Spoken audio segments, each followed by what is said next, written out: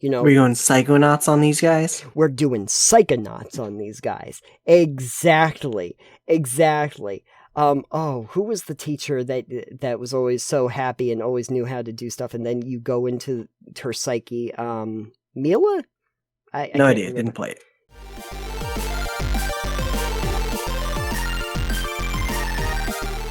A while back on the show, we were looking at tropes. And some of the common character tropes that go out there. And one of the ones that I wanted to explore a little deeper was the Mary Sue, or Gary Stew occasionally, as Or known. whoever they are. Or Marty Stew. Anyway, the point is that the archetype is basically this character that has no real flaws, excels at everything, solves problems very easily, is universally Goody two shoes liked. usually as well. The goody of twos and shoes, yes, exactly. There's no flaws involved, anything like this. And it is generally considered among writers and such that this is bad. This is a negative thing, and that it does not make for interesting characters. Now, here's the thing, though. I'm going to be contrarian today because I'm feeling that way. I'm feeling spicy, okay? We already spiced enough things up, Nathan. You're being contrarian to my contrarianism. Yes. Okay, great. I'm going to say maybe actually the Mary Sues are not bad. Maybe the Mary Sues are not bad. Here's my opening thesis statement for you. Okay.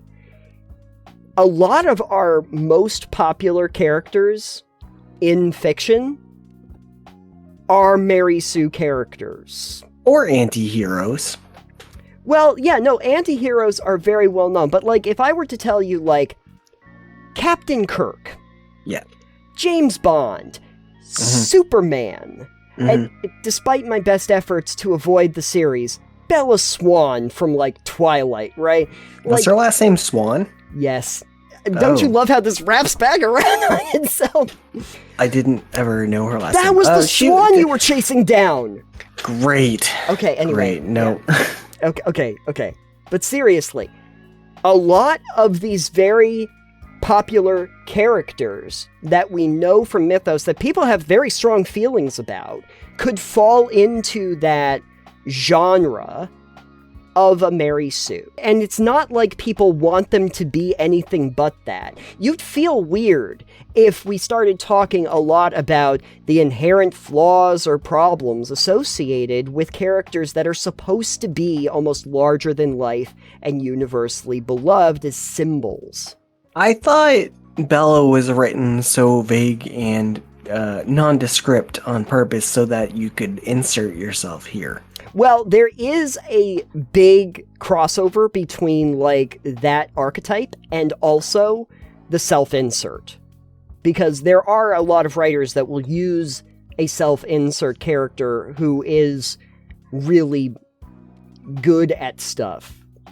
And it doesn't always work.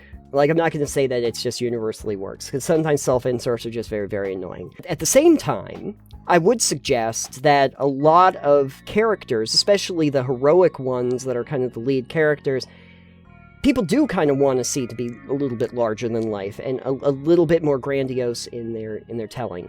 And they might have flaws, but you don't necessarily see people as upset if they don't have flaws. Superman has basically the couple problems, the couple hang-ups, which is that kryptonite hurts him, and that he can't see through lead. This is pretty much it. Well, I mean, I guess, yeah. And also that his homeworld was destroyed. Yeah, I mean, that's not a flaw on his part. That's just a tragedy in his background. But at the end of the day, Superman kind of defeats everybody by being a living god, right? And the world loves Superman, and he overcomes these problems, and if he can't see through lead, well, there's a workaround. Just destroy the lead, right? Just run it out. Kryptonite, not very common, pretty easy to get around. When it comes to, James Bond, what flaws does James Bond usually have? I mean, sometimes in a few of the tellings, in Casino Royale, he deals with the tragedy of, Vesper Lynd and stuff like that, but sure. Generally, any situation he comes across, He can handle. All the ladies love him. They fall all over him because it's James Bond. He succeeds in pretty much every circumstance, even when the younger agents come along and are kind of like going, yeah, I'm good at this. He's still holding his own against all of them. But we wouldn't want James Bond to be different than that. That's the problem. I mean, I would, but that's not the point. I don't think people would go to see the James Bond film if he was like, I don't think really people currently go to unsure. see James Bond film. Well, it's had its ups and downs, but the point is, it's still a very well-known franchise. I don't necessarily see that as a problem, especially if you look at it from a starting point of a character. Like, you can start a character off there, and then the conflict, the plot, can revolve around them learning that that the world is not all rainbows for them. That they evolve from that point.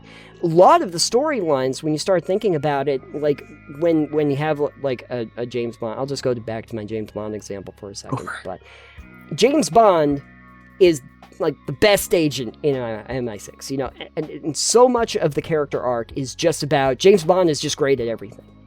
But then every time the movie comes along, there is a conflict that has to be resolved. And once the conflict happens, now there is momentum, there is kineticism in order to get from point A to point B. And so this is a character arc that can come into place. But you started from that very rudimentary idea of the character being basically flawless at the start. So you need a story where it shows that they're not flawless? I'm thinking that you could create a character that was that kind of archetype. Just flawless, knows everything, understands it all, just prepared. Somebody that in traditional media would be likable. Yes. But in a role-playing game with friends Relatable. would be insufferable. Exactly. But you can take that and you can play with that. And you could take a character, this is my thinking. What if you had a character that everybody always assumes is that archetype, right? But once you actually dig in, turns out they actually aren't. They're incredibly flawed. It's all a facade. It's just on the face.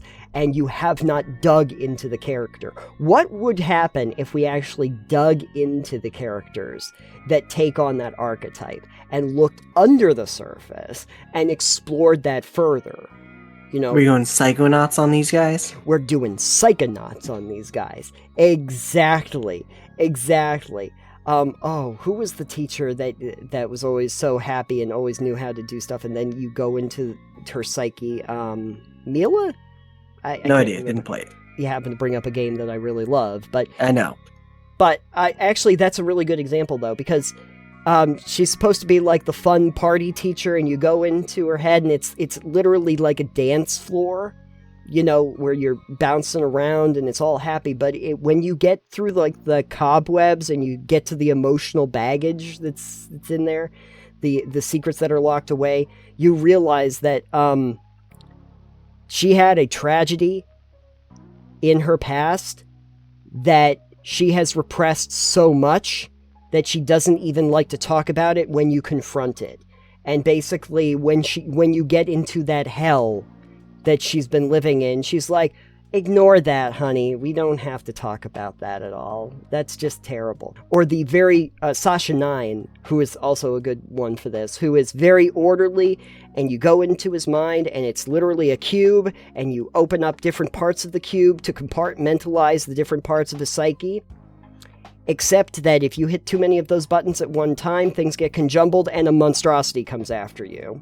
Sounds about right. Because it can't actually deal with it past the compartmentalization. Those are things that I think are very interesting, because you start from a place where the character is indeed seemingly perfect on the surface. And it's only through a course of exploring that character deeper that we actually learn the complexity of it. And I think that actually works better than trying to explain the tragedy or the flaws of the character up at the front. You know, that there's a case to be made that maybe the flaws don't have to be presented up at the front, but they can be revealed over the course of time from the standpoint of the big victorious hero that is beloved by all, only to find out that there is more to that character. There's more backstory. There's more depth.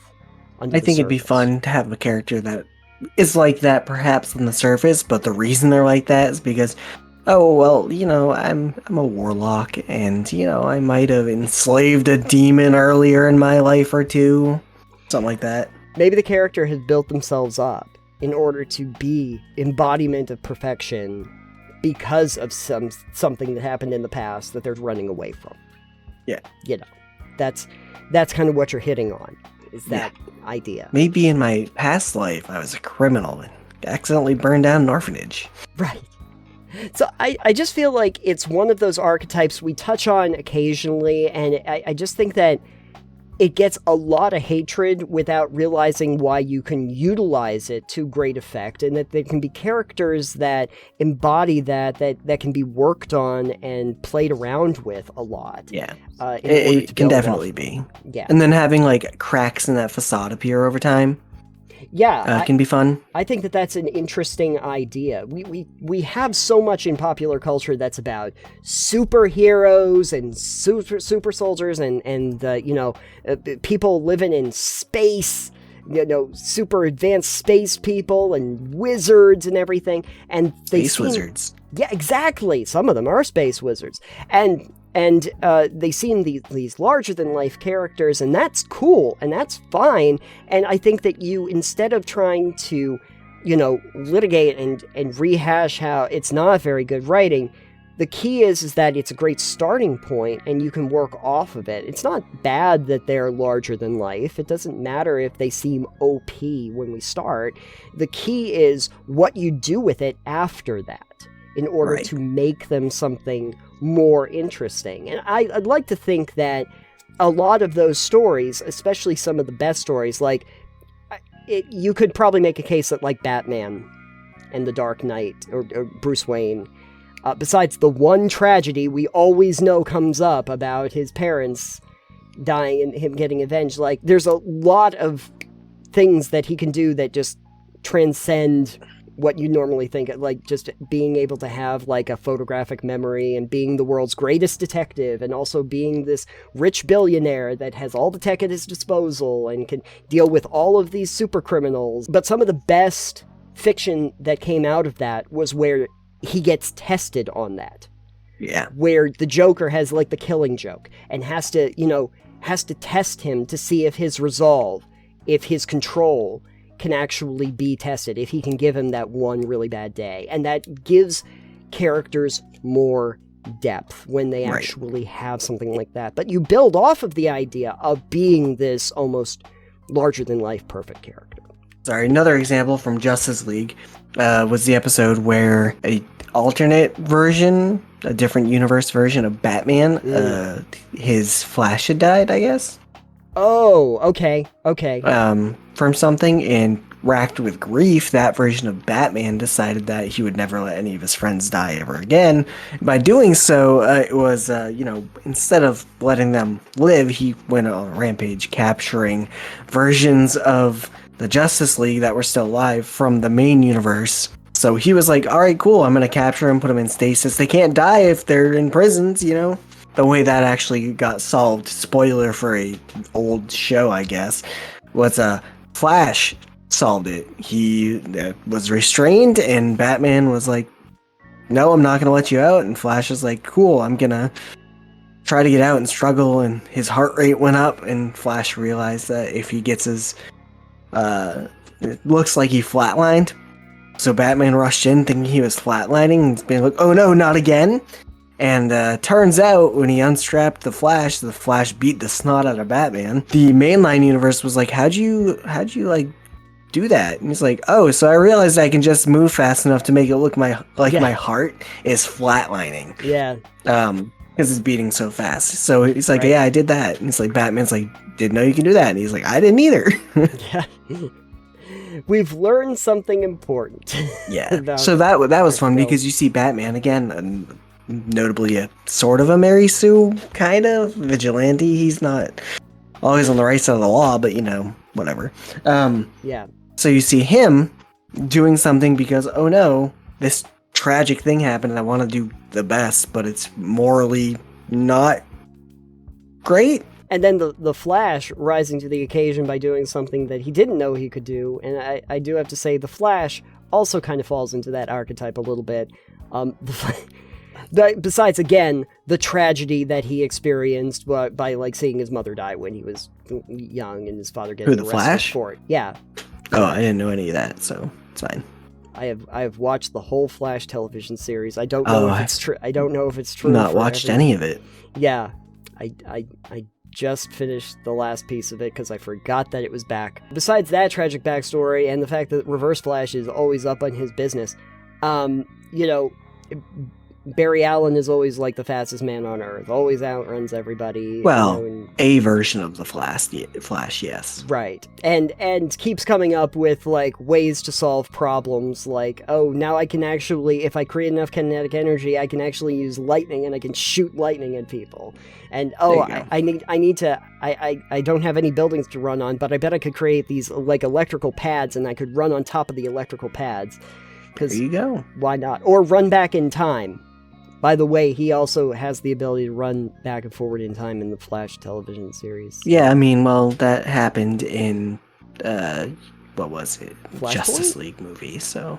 Flashpoint just kind of destroys the timeline anyway. People like those characters. I don't disparage them for it. I think that it's just one of those archetypes that gets a lot of criticism when it's really just a possibility of a starting off point to create some really interesting stories, and maybe should be viewed more in that light in the future. Don't toss out the Mary Sue just because you've seen some tropes where they didn't do much with it. There's obviously more that you could do with it.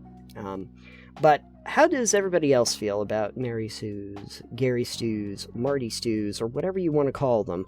I'm just going to call them the Flawless Hero. How about that? Sure. And if you don't think that I'm right, you can't, because I am perfect in every single way, shape, or form. Nathan is the ultimate Mary Sue. I certainly am. I think we've learned that over the course of now 80 episodes. Congratulations, folks. We did it.